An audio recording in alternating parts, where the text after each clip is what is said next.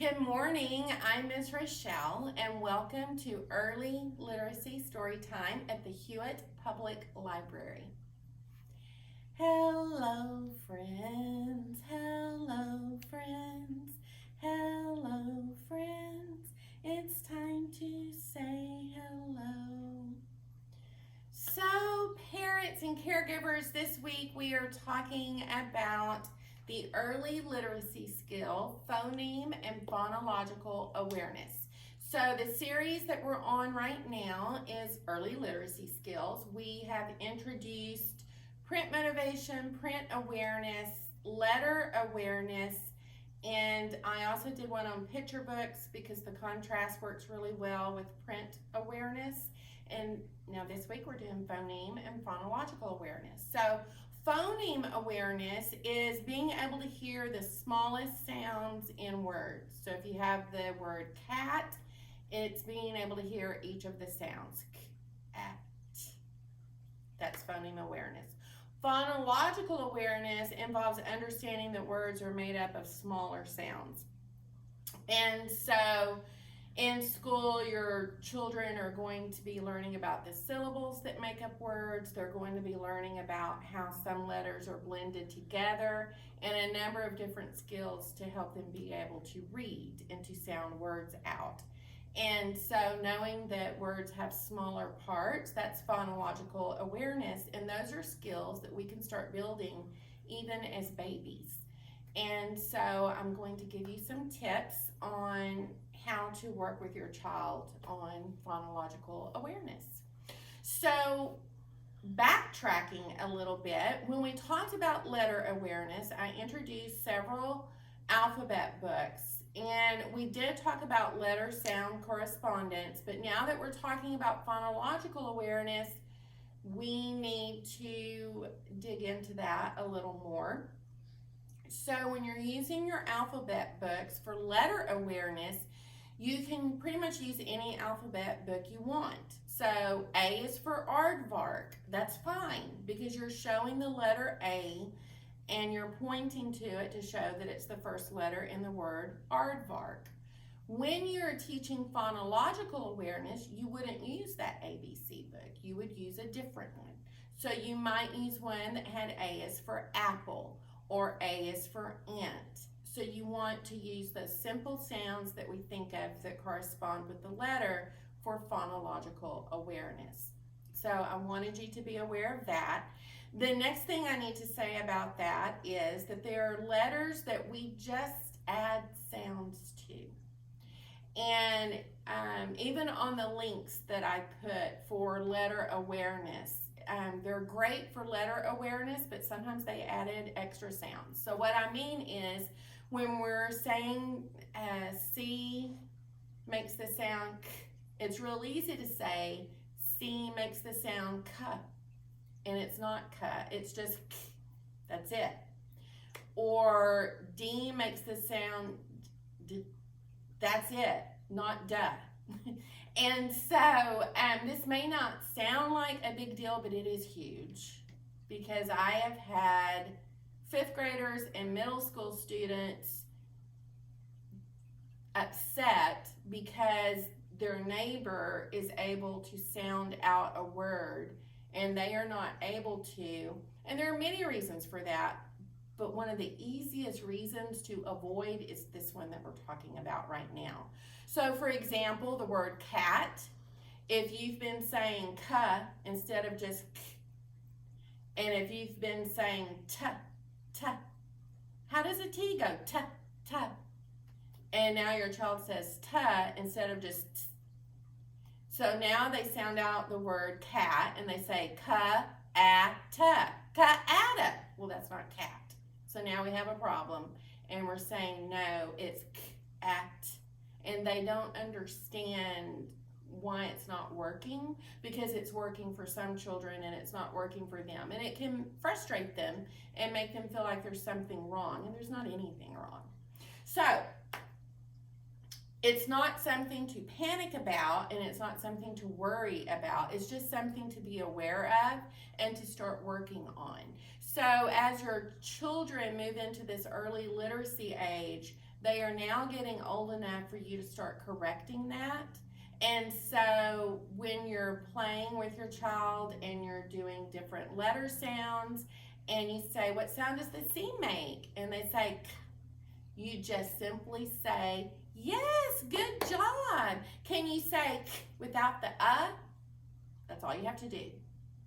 Just separate it out. And then they'll learn how to just say K without the And then explain to them as they get better at it that all they need is the K. They don't need the And so it's simple and it's natural to add those sounds. So like I said, it's nothing to worry about, but I do want you aware of it because your children are getting old enough to start working with that. And so it's the same thing. I need to get off of this and move on to the next one, but I don't want you to worry about it. And it's the same thing as when your child is learning to say words and maybe they say dada and you celebrate, even though you know that when they're 20, they won't say dada. They're going to change that and mature with that word. So it's the same thing with letter sounds. It's great that they say cut and we celebrate, but then as they get older and mature and they have more control over sound and language, we just need to separate that and teach them this simple sound for each letter. So moving on. Let's see. I'm looking at my list in front of me. I think we'll move on to activities since I spent so long on that. Some fun activities to do with children to help with phonological awareness. One is singing. When you're singing, you naturally break words apart into the smaller components, into syllables, and each syllable tends to get a note. And so you're teaching phonological awareness. And they start hearing that. And so when you sing with children, you're building the foundation skill of phonological awareness. If you change the initial sounds of letters, you're teaching phonological awareness. Even when you say, can you make the K sound without the you're teaching them to pull apart sounds. So can you say cat without the K? And they say at. Can you say cap without the at? And they say k. And that takes a little while to build that skill, so don't worry if they struggle with it, but you can start playing around with sound like that and with words. So changing the initial sounds, you can have fun. We talked about this with letter awareness. If the first letter of their name is a J, you can start saying words and replacing the initial sound with a J just for fun, and that teaches them to pull those sounds apart. You can play I Spy, only add to it. Instead of just letter awareness, I spy the letter J. Do you see the letter J? Maybe in the grocery store, you can start adding rhyming to it. So I spy with my little eye something that is white and rhymes with sock, and you have a white clock on your mantle. Clock. And so you can just start adding to it. So today, for our book selection, we have three books actually, that have rhyming. And so this one is Hand to Hold. This is a lovely book. This is a new book. Several of these are new. But this is a lovely book that just builds self-esteem and that social emotional learning in the story, so I like it for that. And it also rhymes. And when you're reading a book that rhymes, you may want to you may want to just increase your volume, your sound on the rhyming words so that they hear that when you get to those words. Side by Side is a sweet new book as well. This is a story about friendship, and it uses rhyming. And then back here we have Texas Mother Goose. So you have nursery rhymes in that book. Read the book. If your child has a favorite, maybe write those down so that you can repeat those. Repetition is good. You don't have to have as much variety as much as you just do the repetition, because then they'll memorize it and they'll start saying it back, and it increases their skill level. And then these in the front, everybody says meow and ask Mr. Bear. These work on the sounds that animals make. And this is actually something I introduced in baby time, because learning animal sounds also builds phonological awareness, because they're just understanding that the different animals make different sounds. So it just builds the concept. And so that really helps them when you're talking about letters making different sounds. So, are you ready for story time? Are you ready for story time? Clap your hands. Are you ready for story time? Clap your hands. If you're ready for story time, if you're ready for story time, if you're ready for story time, clap your hands. Are you ready for story time? Nod your head. Are you ready for story time? Nod your head. If you're ready for story time, if you're ready for story time, if you're ready for story time, nod your head. Side by side.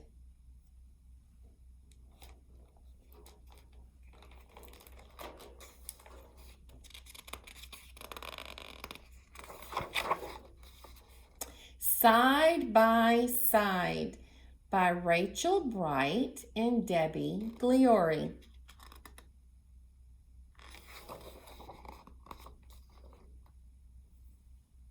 I see lots of animals. Can you find the animals?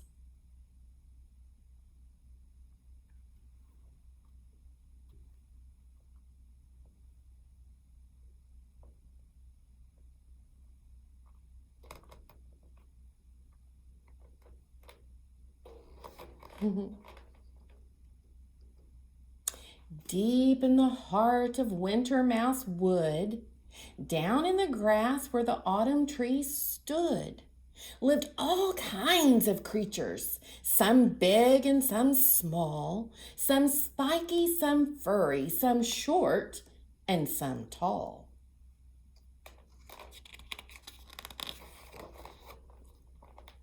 And here was a family of mouserly folk who nestled in burrow holes under an oak. And the tiniest, weeniest, youngest of those who had sticky out ears and a whiskerly nose was named Little Mouseling. She had a huge heart. She loved times together, not ever apart.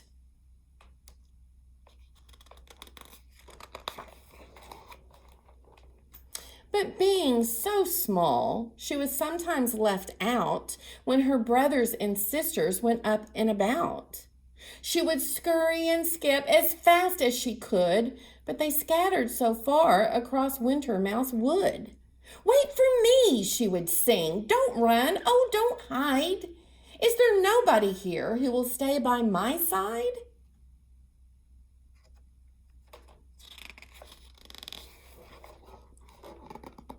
Well, in Winter Mouse Wood, you don't have to wait long for one or another to answer your song.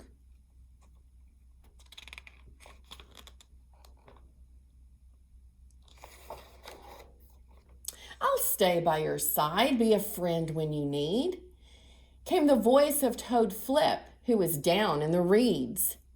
"We could bounce up and down and do bat flicks and jumps, then plop in the water and cool down our rumps." "How lovely," she said, since she longed to dive in. "I do like to bounce, but this mouseling can't swim."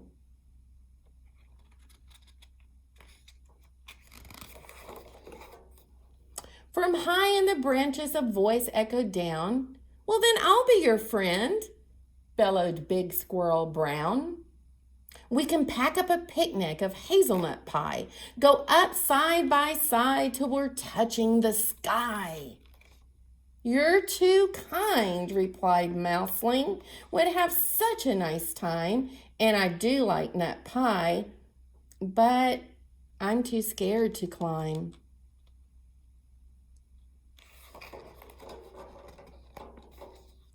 Owl hooty. She wanted to soar through the sky, but as everyone knows, of course, mouselings can't fly. Batty Fangs? He wanted to stay up until dawn, but even the thought of it made Mouseling yawn.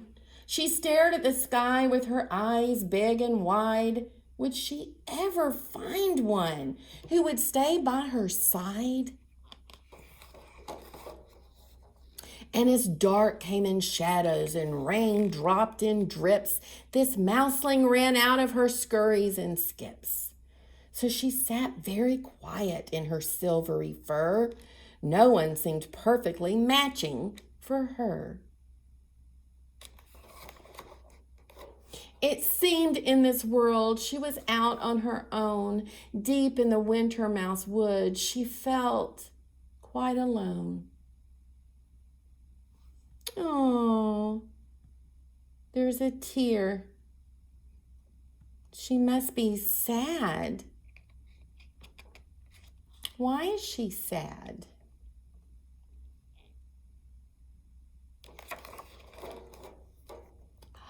But someone had heard her side-by-side song, someone who had been around all along. He popped up his head from a very small hole, a tiny, weenimous little black vole.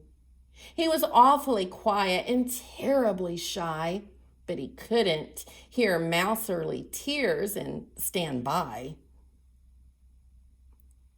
Aw, Mouseling is crying. Do you see the tears? What do you think little Vole will do? What would you do? He peeped. I'll be your friend. And he gave her a wink. Shall we dance ourselves happy?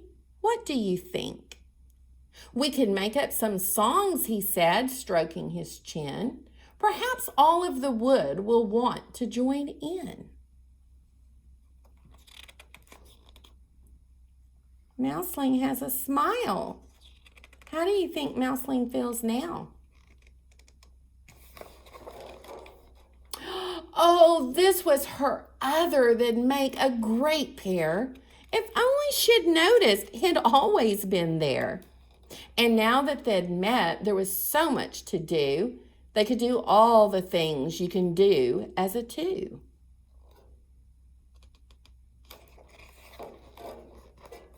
They could seesaw, play catch, and sit back to back.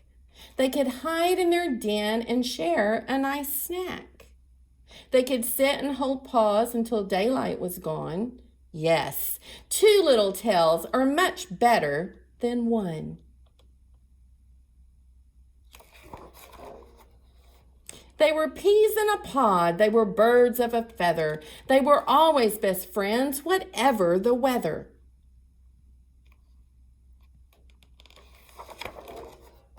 Two wonderful ones had found a forever, and forever is great when you spend it together.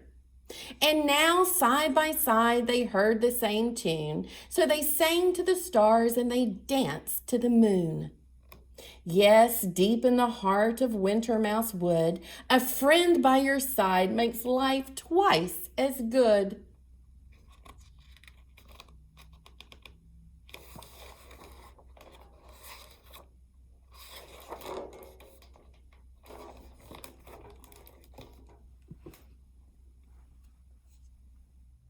I hope you enjoyed your story today. I have two rhymes that we're doing. The first rhyme that we're doing uses alliteration, and we all need to have a sense of humor with this because I keep saying it wrong. It's a tongue twister, which is perfect because it builds those skills with the initial letter, starting with the same letter. So we'll see how well I do, and I may have to repeat it. Here we go. It is called Betty Bought a Bit of Butter. All right. Betty bought a bit of butter, but, said she, this butter's bitter. If I put it in my batter, it will make my batter bitter. So Betty bought a bit of better butter and put it in her batter, and it made her batter better. Yay, I did it. Now it's your turn. See if you can do it. It's lots of fun, and it builds those phonological awareness skills. All right, the next one is much easier. It's what the animals say. And this one really is most fun if you're doing this with someone, if you're doing this with a child, or if a child is doing it with an adult or another child, because you can add your own to it. So these are the examples to get you started. Little pup, what do you say? Woof, woof, woof. Let's go and play. So you have your rhyming words and your animal sounds. So I'll start over. Little pup, what do you say? Woof, woof, woof. Let's go and play. Kitty cat, how about you? Meow, meow, meow, and I purr too. Pretty bird, have you a song? Tweet, tweet, tweet, the whole day long. Jersey cow, what do you do? Moo, moo, moo, and give milk too. Little lamb, what do you say? Ba, ba, ba. Can Mary play? So that's just a fun way to practice your animal sounds. See if you can come up with your own rhyming questions and animal sounds. And I'll see you next week. Goodbye, friends. Goodbye, friends. Goodbye, friends. It's time to say goodbye. Goodbye.